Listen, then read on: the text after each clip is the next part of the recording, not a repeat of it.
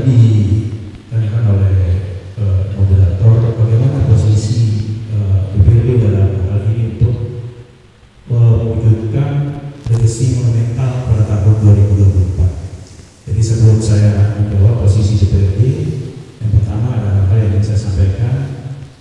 Terima kasih kepada Pak Rektor bersama Pak Bupati yang telah menginisiasi acara yang sangat luar biasa strategis ini. Ini adalah ajang untuk kita mensosialisasikan sebenarnya apa capaian-capaian pemerintah daerah dan apa yang akan dilakukan pemerintah daerah di tahun berikutnya. Ini acara yang sangat strategis. Dan saya berharap juga dari hasil diskusi pada sore hari ini, kita semua bisa menjadi agent di wilayah kita masing-masing untuk kita sampaikan kepada masyarakat. Bahwa ini adalah capaian-capaian yang dilakukan oleh pemerintah daerah dan ini akan dilakukan untuk tahun berikutnya. Sehingga ada nilai dari diskusi kita pada hari ini. Masyarakat Sumbawa harus bersyukur bahwa kita memiliki pemimpin yang punya legacy. Seperti Pak Bupati dan Ibu Wakil Bupati punya nilai-nilai kepemimpinan yang mampu mentransformasikan ide dan gagasan dalam aksi nyata. Dan dari kacamata saya sebagai Ketua DPRD juga melihat bahwa pemimpin kita saat ini adalah pemimpin yang mampu bersikap sebagai seorang manager of all. Ya, bukan hanya tepuk tangan dulu buat beliau ya. Artinya apa? Beliau ini bukan hanya mampu membangun, tetapi juga mampu menerjemahkan ide, gagasan dan pikirnya untuk dilakukan dalam aksi-aksi yang nyata. Ini adalah kebanggaan kita masyarakat Sumbawa. Nah, terkait dengan posisi DPRD saya langsung menjawab.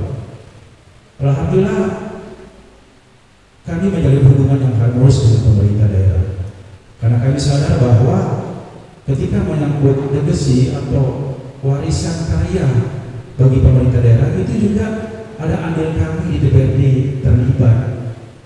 Karena ketika ada karya, karena kita berbicara tentang pemerintahan daerah itu ada eksekutif dan legislatif. Kalau karyanya tidak bagus, berarti kerja legislatif juga nggak bagus. Makanya apapun itu yang menjadi rencana dari pemerintah sepanjang itu karya-karya besar untuk masyarakat, tidak ada alasan bagi kami DPRD untuk menolak program tersebut. Yang walaupun terkadang ada beberapa catatan kritis yang kami juga sering sampaikan, tetapi adalah kewajiban kami mengkritisi pemerintah untuk kebaikan kita bersama Bapak Ibu semua.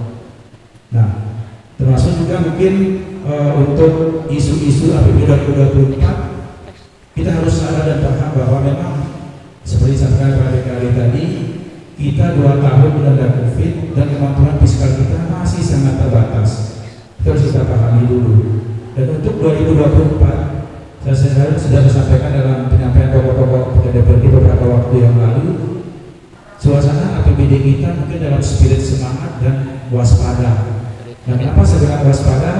Karena kita juga harus mempertimbangkan dan perhitungkan dampak dari perang dingin Rusia, Ukraina, Tiongkok, Taiwan, termasuk juga sekarang ini berkecamuk perseteruan antara Israel dengan negara-negara Arab.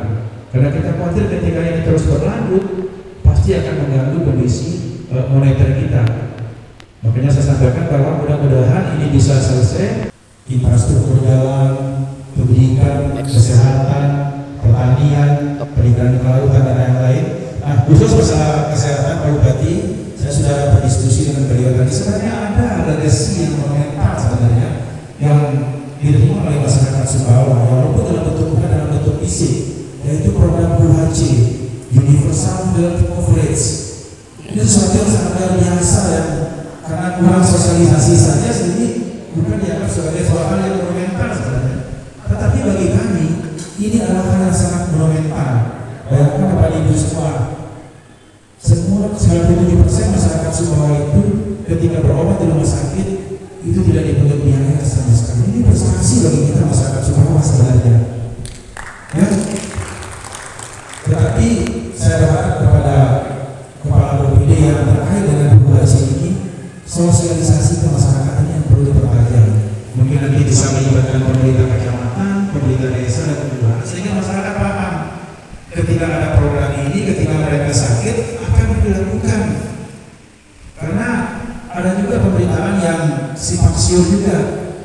Masyarakat memahami ketika berobat cukup dengan menggunakan KTP, mereka itu akan ditanggung. Sebenarnya di lapangan tidak seperti itu, karena ada tahapan-tahapan yang harus dilalui, misalnya menyiapkan SKTM-nya, memutus ke dinas sosialnya, baru mungkin bisa menerbitkan BPJS-nya. Ini harus kita luruskan Bapak Ibu semua, sehingga ketika kita sudah luruskan, akan bisa kita hasilkan. Terima kasih. Assalamualaikum warahmatullahi wabarakatuh.